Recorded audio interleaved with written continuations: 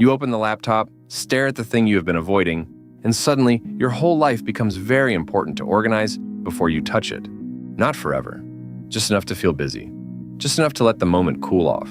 That is the trick right there, the tiny delay, the 5-second gap where your brain slides a polite little excuse across the table and says, in effect, let's not be dramatic, let's maybe check one more thing first. And then the moment is gone. The spell breaks. You're back to being a person who suddenly needs water, or a fresh tab, or to clean the thing next to the thing. This is not a character flaw in the grand tragic sense. It is worse than that. It is ordinary. It is almost mechanical. Mazzucchelli and Kane, writing in Clinical Psychology, Science and Practice in 2009 at Curtin University, looked across 34 studies of people who could not get themselves to start. And the thing that kept showing up was annoyingly simple. They did not wait to feel better. They acted first. The motivation came after they moved, which is a terrible little insult to the whole mood of waiting around for a better version of yourself to arrive with a clipboard. And honestly, that is the whole embarrassing deal. Feeling ready is not the doorway. It is the souvenir you get after you already walked through. You know this because you have done the exact thing where you hover over the task like it is hot metal, then decide you need to answer one message, then maybe put a glass in the sink, then perhaps open the document and just look at it, which is a spectacularly weak form of touching the stove. The brain loves this kind of ceremonial delay. It makes inaction feel organized. It gives the silence a job. A strange thing happens in that tiny pause. The task stops being a task and becomes a mood. Once that happens, you're no longer deciding whether to do the work. You are deciding whether to tolerate the feeling of beginning the work. That is a much cheaper decision to dodge, so the mind dodges it very efficiently, very smugly, like a raccoon with a keycard. Webb and Sheeran in Psychological Bulletin in 2006 at the University of Manchester ran 47 experiments and found something that should have embarrassed the entire self-help aisle. They made people want to act more, bigger desire, stronger intention, more enthusiasm. And behavior barely moved. A big jump in wanting produced only a small nudge in doing. So all those dramatic inner speeches, the ones where you promise yourself tomorrow will be different, and you mean it sort of, are not nothing, but they are not the lever. They never were. Wanting is a candle. Starting is the match. Which is annoying because wanting feels so respectable. You can almost hear the motivational soundtrack.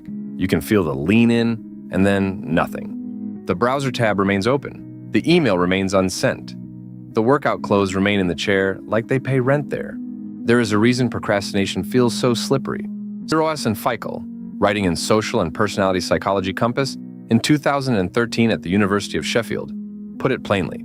Procrastination is not laziness or bad planning. It is your brain grabbing a quick hit of relief by dodging the unpleasant thing and mailing the bill to your future self. Not avoiding the task, avoiding how it feels. That is the part people keep trying to dress up. They say they need more discipline, more systems, more grit, more whatever the current brand name is. But the feeling is the point. If the task made you feel great, you would already be doing it. Nobody needs a productivity framework to start something that feels like a gift. The whole drama is that the beginning asks for a little discomfort now in exchange for a possible cleaner life later. And your brain, being a shifty little accountant, hates that trade. And the delay's always tiny. That is what makes it so insulting. Not an hour, not a day, a few seconds, 5 seconds maybe. Just enough time to let the resistance speak up in a reasonable voice. It does not say do nothing forever, it says not yet. It says before you start, maybe check whether you really have the energy. Maybe see if the mood improves, maybe make a list. Maybe get ready to get ready. Civilization has been built on this sentence. I did it last week with an email I had already written in my head 3 different ways. Sat there cursor blinking like it was annoyed with me personally, and spent 3 minutes pretending I was refining the tone. I was not refining the tone, I was hiding in the hallway outside the tone. That is the ridiculous part. The task itself is often not the monster. The first 5 seconds are. They are a tiny customs checkpoint where your brain asks for the passport to a future you. If you stand there long enough, the whole country closes for lunch. So the useful move is almost offensively small. Start before the argument finishes. Put the hand on the object, open the file. Write the first ugly sentence. Set the timer for 5 seconds and move before your inner commentator gets the microphone. That is not a grand life philosophy. It is just refusing to let the brain host a small committee meeting in the doorway.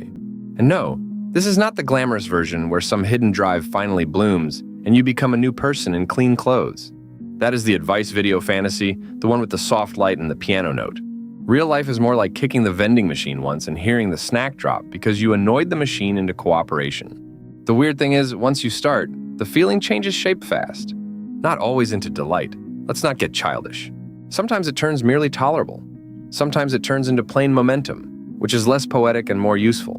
The body has a way of accepting the assignment once it is already holding the tools. That is why waiting to feel like it is such a trap. The feeling you are waiting for is often manufactured by the act itself. You are treating the reward as the requirement. That is backwards in the dumbest possible way. Like insisting you need the temperature of a cooked meal before you turn the stove on. And the cost of the delay is never only the task itself.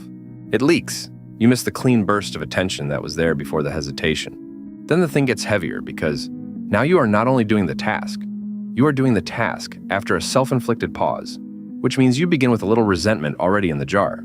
Then the task spills into the evening, then you rush.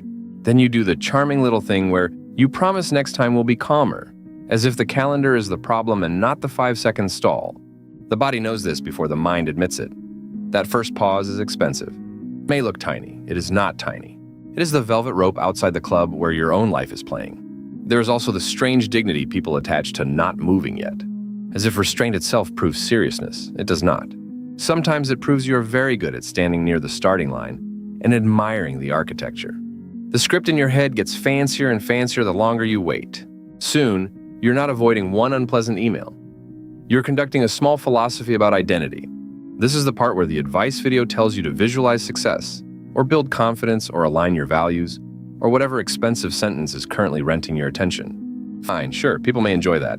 But if the first action does not happen, the whole thing is just a motivational spa treatment. Very soothing, no mail gets sent. The moment you understand that motivation often follows motion, the game gets less romantic and more practical, which is good. Romance is a terrible project manager, so you stop asking yourself to feel ready. You start treating the first movement as the trigger. Not a full morning routine, not a life overhaul. Just the first physical act that makes retreat slightly harder. Fingers on keyboard, shoes on, file open, water on the stove. The brain can complain while the hands are already in motion. It hates that. Excellent. And if you notice yourself spending those first seconds negotiating, be specific about the negotiation. It is never, in fact, a noble strategic pause. It is usually your brain trying to avoid a very ordinary discomfort and paying for the privilege later.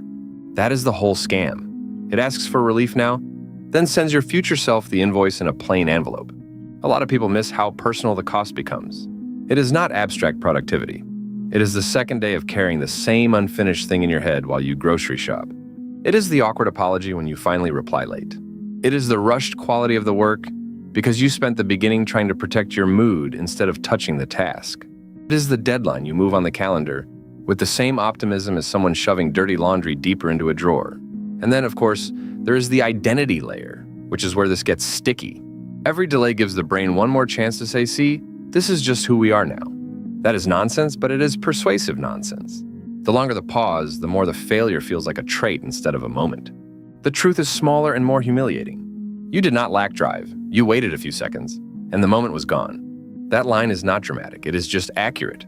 The good news, if we are being decent about it, is that accuracy cuts both ways. If 5 seconds can take the moment away, 5 seconds can also steal it back. Not in some inspirational thunderclap, in the dumb, physical sense.